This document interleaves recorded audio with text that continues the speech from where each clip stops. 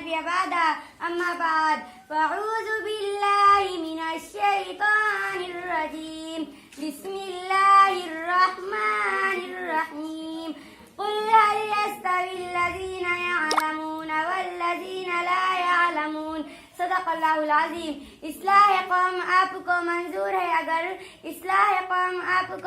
ہے اگر بچوں سے پہلے ماؤں کو تعلیم دیجیے.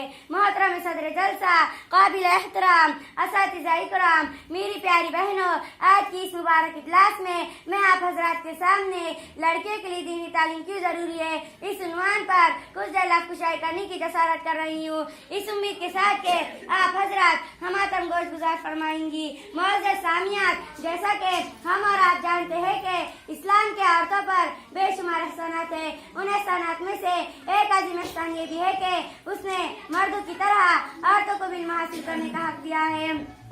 چنانچہ حدیث شریف میں ہے طلب العلم فریضۃ علی کل مسلم، علم حاصل کرنا ہر مسلمان کے لیے فرض ہے. یہ حدیث مرد عورتوں سب کے لیے عام ہے. پھر اس میں امیر غریب شہری دیہاتی کالے گورے کا کوئی فرق نہیں. اسلام نے علم و عمل کے میدان میں کوئی تفریق نہیں کی. یہی وجہ ہے کہ ہمارے اسلاف میں ایسی بھی عورتیں گزری ہے جو علم و عمل کے میدان میں کامل ہوئی اور ان کے نام تاریخ صفحات پر سنہرے حروف سے لکھے گئے ہیں. محترم خواتین اسلام، بنات اسلام کے لیے اسلامی تعلیمات کا سیکھنا کتنا ضروری اور اہم ہے.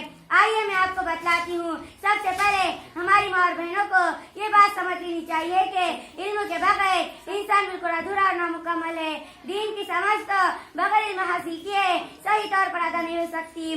جاہل عورتیں خود بھی گمراہی کا شکار ہو جاتی ہے اور اپنی اولاد کی بھی صحیح تربیت نہیں کر پاتی. علماء نے لکھا ہے کہ اگر کسی کے 2 بیٹے اور 1 بیٹی ہو تو اس کی حیثیت صرف ایک کو تعلیم دلوانے کی ہو تو اسے چاہیے کہ پہلے بیٹی کو تعلیم دلوائے. اسی لیے کہ مقولہ مشہور ہے مرد پڑھا فرد پڑھا عورت پڑھی خاندان پڑھا. وآخر دعوانا الحمدللہ.